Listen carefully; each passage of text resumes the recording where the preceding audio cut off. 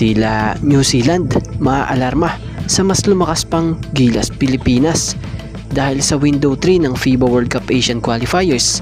Sabay ng paglalaroin ang dalawa pang key players dito sa Gilas. So wag na nga nating patagalin pa, tara at atin ang talakayin yan. Kumpirmado na ang huling nakakalaban ng Gilas Pilipinas ay gumamit ng dalawang imports kung saan pinaglaro ng Franklin Bulls ang kanilang mga imports sa tune-up game laban sa Gilas Pilipinas noong Hunyo 30, 2026.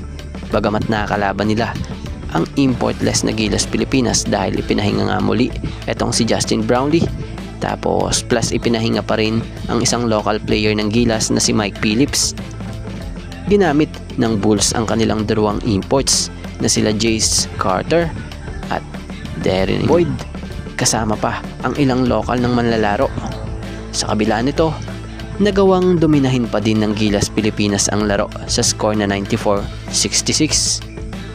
So ang nangyari ngang ito ay posibleng maging alarma sa national team ng New Zealand dahil kahit kulang at walang naturalized player ang Gilas Pilipinas ay tinambakan pa rin ng Gilas Pilipinas ang professional team na ito ng kanilang liga sa New Zealand na Franklin Bulls. Kung tutusin, hindi lang Franklin Bulls ang natambakan ng Gilas Pilipinas maging ang naunang ka-tune-up game nila na Manawatu Jets.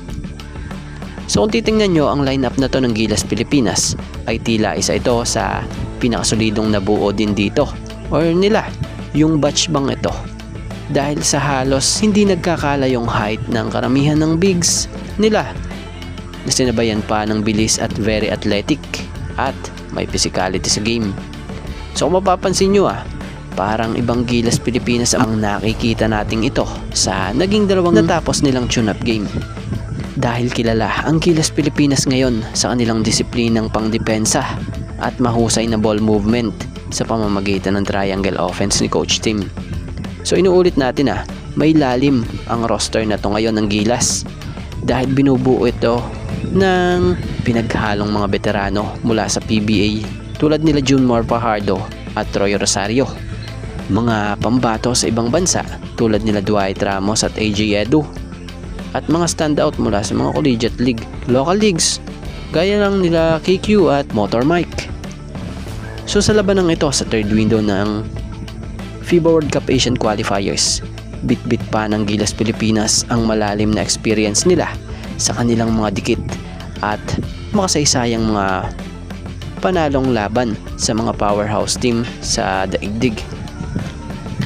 So siya nga pala po kung nung tune-up game malakas ng Gilas Pilipinas ang ating nakita, pero ngayon third window mas may ilalakas pa pala dahil dito siguradong paglalaroin na ng sabay ang dalawa pang key players ng Gilas gaya nila Justin Brownlee at Mike Phillips.